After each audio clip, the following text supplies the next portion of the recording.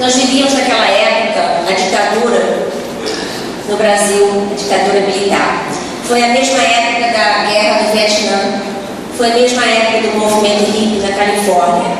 E foi nessa época que Deus tocou nosso grupo de adolescentes aqui de Itacuruçá. Como a minha família, meus pais, nós éramos da igreja da Tijuca, eu vinha, nós estamos aqui só à noite na reunião de adolescentes com Edson Manes. Então houve essa ponte da igreja da Tijuca com Itacuruçá. Mas foi dentro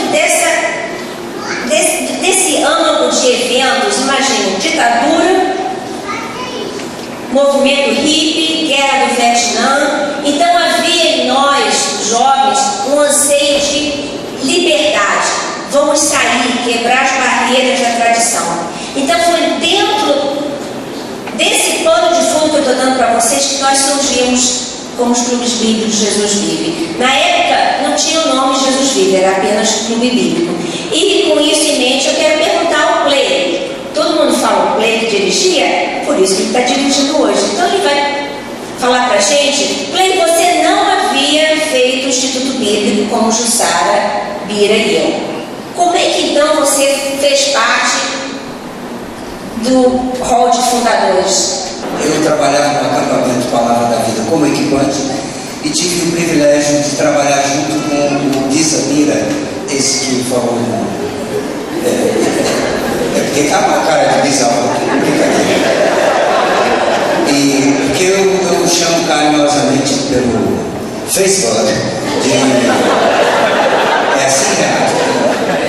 Anyway, Renato Subiu, amém. Ok. Eu chamo carinhosamente de Bisa. Lá em São Paulo nós estamos na mesma cidade. E nós viemos para casa após a temporada e o Bira então me convidou, que havia um grupo que se reunia para orar com a finalidade de evangelizar. E a gente vem sempre da Palavra da Vida do acampamento, num gás muito grande, com vontade mesmo de servir ao Senhor. E pela primeira vez eu entrei à casa do tio Hilton e a tia Semira. Um beijão bem grande para essa mulher, e ela sempre me conduzia no caminho que eu deveria andar. Foi uma bênção para mim e para minha esposa também, que conheceu Jesus ali naquela casa. Por isso que hoje eu faço parte, tive o privilégio de fazer parte desse grupo. E eu só quero enfatizar uma palavra da menina Erika, dizer o seguinte: permita-me, seu esposo está aí, permita-me. Se eu pudesse filtrar essa geração, sem absolutamente detrimento a qualquer outra, eu diria que foi uma geração de compromisso sério com Deus. De compromisso sério com Deus. Deus levado a sério. E é o que a gente quer deixar para a geração seguinte, que vale a pena levar Deus a sério. Apesar de tudo, ainda vale. Jussara, você é filha daqui. Você nasceu, foi criada aqui. Por que então a necessidade de uma conversão? Desde que eu me conheci, gente, eu sou daqui de Itacuruçá, eu me batizei com 9 anos de idade. E aos 15 anos eu fui ao acampamento da Palavra da Vida. Eu fui com 13 também, mas ali eu só fiz amizade. Mas com 15 anos eu compreendi que Jesus tinha morrido por mim na cruz.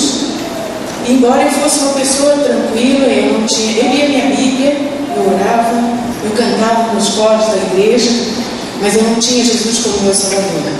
E ali no acampamento eu conheci a Cristo como meu Salvador, tenho certeza da minha salvação e sei que esse Jesus que a gente cantou, que tem poder para salvar, realmente ele tem poder.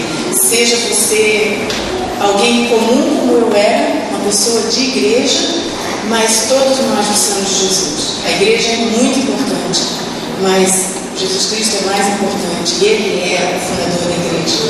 Então, para mim, voltar aqui à igreja e compartilhar com vocês que Deus usou as nossas vidas, porque Ele primeiro nos salvou.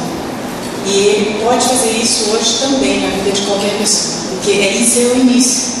Mas o poder vem dele, é da vontade dele, e Ele nos escolheu, Ele tem nos escolhido. Então, se Deus falar o seu coração, não resista, porque vale a pena. É um caminho, nós estamos há 40 anos nesse caminho. E estamos indo para a glória com o Senhor, na certeza de que Ele é o nosso Salvador. Temos lutas, como todo mundo. Passamos dificuldades, pecamos ainda, mas sabemos que nele nós somos vencedores.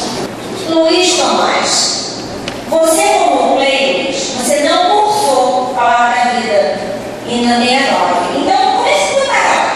Eu me senti assim, diferente, né? O discurso todo era da Palavra da Vida. Então, eu tinha chegado para fazer um curso teológico no Seminário Batista, e o ambiente todo da Palavra da Vida, tudo da Palavra da Vida, né? Vindos, funcionários, profissionais, etc., todo mundo da Palavra da Vida, e eu me senti assim, estranho, né? Mas o acolhimento que eu recebi foi uma coisa impressionante. Nós vemos que as pessoas não passam a nossa vida para cá. Eu não sei como que eu encontrei o Wilton, me conheceu no seminário e me convidou para assistir uma das primeiras reuniões na casa dele. E eu cheguei lá, foi uma coisa maravilhosa. Primeiro que não era a casa dele, era a casa de todo mundo, né? Ninguém tinha quarto, lá não tinha sala reduzida, nós entrávamos e passávamos por todos os lugares, né? Entrávamos no quarto da Cláudia, no grupo orando, saímos do quarto do Alexandre, o pessoal orando, fizeram um puxadinho em cima, daqui a pouco tem uma dúvida, o pessoal orando, né?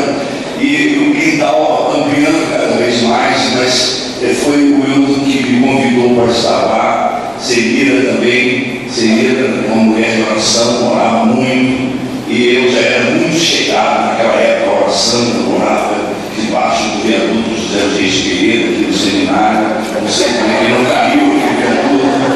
Orei muito lá em cima, naquele meio aqui do mato, porque eu lia muitos livros de avivamento espiritual, eu tinha vocação, achava que eu ia ser no mínimo um Charles Finney,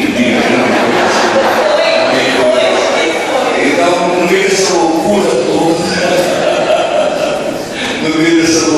toda, eu caí no Clube Bíblico. E foi uma bênção, Deus, porque foi acolhimento. Eu estava sozinho aqui no Rio, a igreja que me veio para o seminário me desamparou, o Wilton e o Clube Bíblico me ampararam, me ajudaram financeiramente para prosseguir os meus estudos, entendeu? E essa turma era uma turma de oração, a gente quase não conversava, orava o tempo todo, um campo dali, um campo daqui, orando, e uma coisa impressionante, essa maratona, como ele sempre colocou, de evangelismo, Bíblia e eu, nós brigávamos o tempo todo, subíamos no morro da família, e começávamos a evangelizar. Eu falei, e aí, Bíblia, quanto você quis até agora?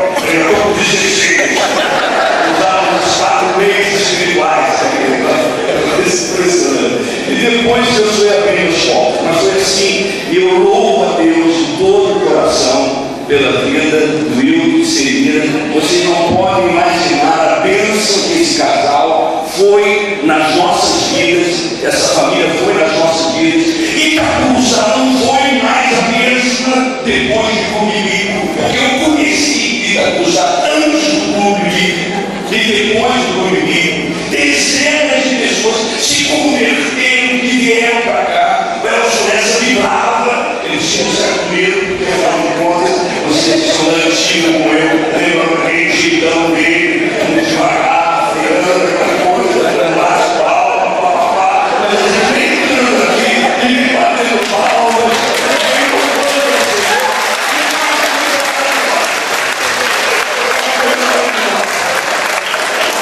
Quando ele me viu, o Clube me entrou com um rolo compressor no sábado aqui, e a casa ficava super lotada.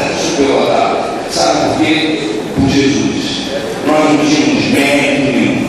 Eu, mero Zé Mané, eu não sabia nem pregar direito, não tinha feito nem o Mirete, nem o Jerry, eu não sei o que eu falava. estilo, e os testemunhos eram uma coisa muito linda, os testemunhos eram uma coisa muito linda, né? Mas havia muita oração, muita oração.